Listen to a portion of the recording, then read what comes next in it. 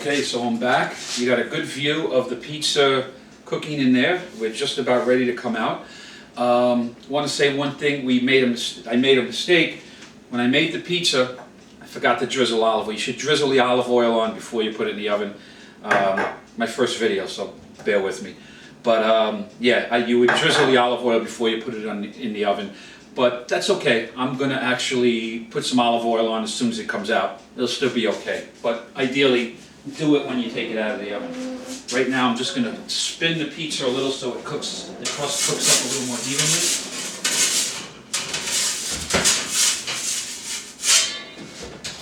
And in another second, it'll be coming out.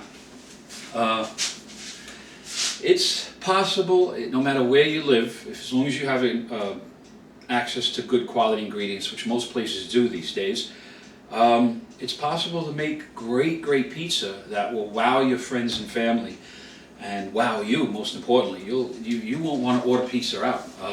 You get a few of these skills and you get a few ideal things, like you get the pizza peel, you get, most important, a good baking stone for that oven, so that oven, you know, so you can't cook without that baking stone. I've tried so many different ways. I don't like pre-cooking my crust and then I like it. I want to put it in just like a professional pizzeria. I want to put it in there, crust, cheese, sauce, and I want to make a pizza quick. So that's what we do here.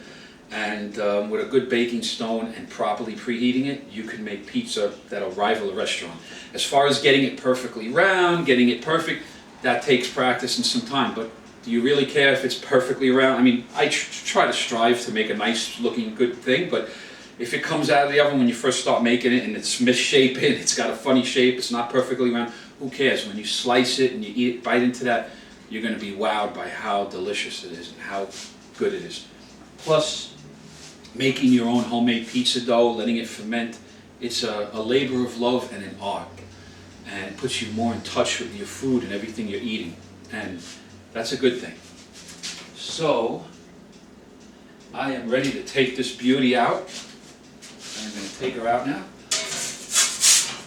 Ah, there she is. It's a thing of beauty. I can't tell you how much I love making these pizzas. I really love it. Put a little olive oil in it now.